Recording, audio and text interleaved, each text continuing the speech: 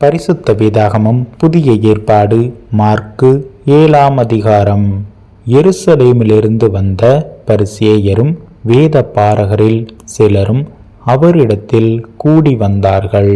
அப்பொழுது அவருடைய சீஷரில் சிலர் கழுவாத அசுத்த கைகளாலே போஜனம் பண்ணுகிறதை அவர்கள் கண்டு குற்றம் பிடித்தார்கள்.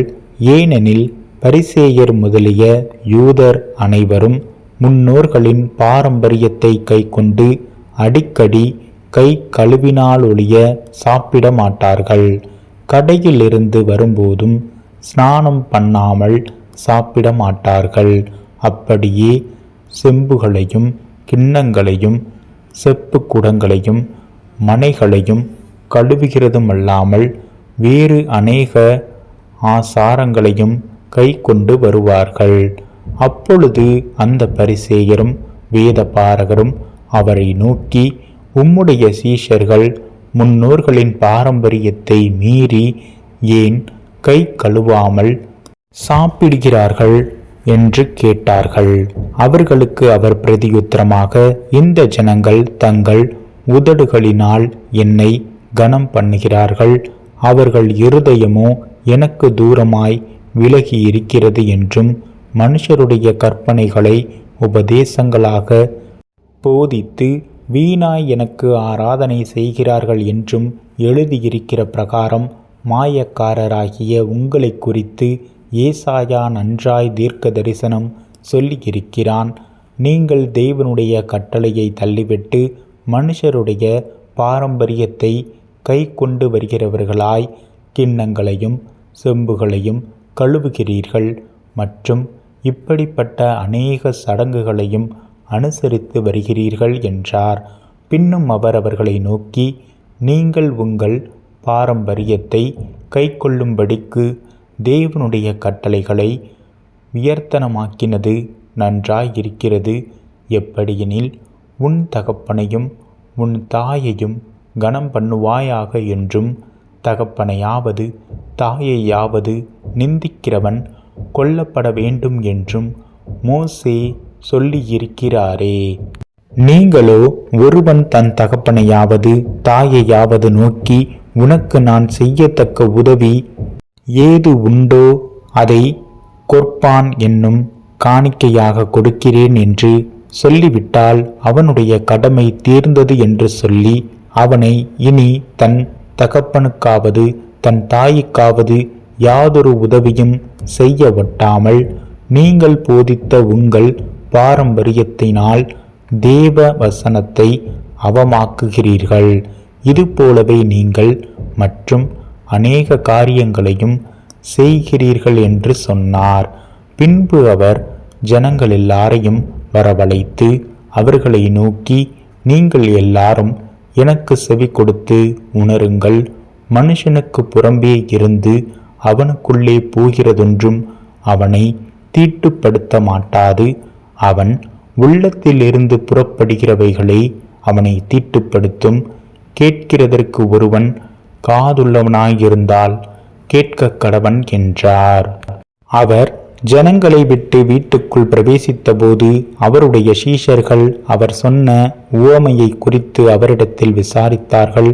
அதற்கு அவர், நீங்களும் இவ்வளவு உணர்வில்லாதவர்களாய் புறம்பே இருந்து மனுஷனுக்குள்ளே போகிறதொன்றும் அவனை தீட்டுப்படுத்த மாட்டாதென்று நீங்கள் அறிந்து கொள்ளவில்லையா? அது அவன் இருதயத்தில் போகாமல் வயிற்றிலே போகிறது. அதிலிருந்து எல்லா போஜனங்களின் அசுத்தங்களையும் கழிக்கிற ஆசன வழியாய் நீங்கி போகும். மனுஷனுக்குள்ளே இருந்து புறப்படுகிறதே மனுஷனை தீட்டுப்படுத்தும். எப்படியெனில், மனுஷருடைய இருதயத்திற்குள்ளிருந்து பொல்லாத சிந்தனைகளும் விபச்சாரங்களும் வேசித்தனங்களும் கொலைபாதகங்களும் களவுகளும் பொருளாசைகளும் துஷ்டத்தனங்களும் கபடும் காம விகாரமும் வன்கண்ணும் தூஷணமும் பெருமையும் மதிக்கேடும் புறப்பட்டு வரும்.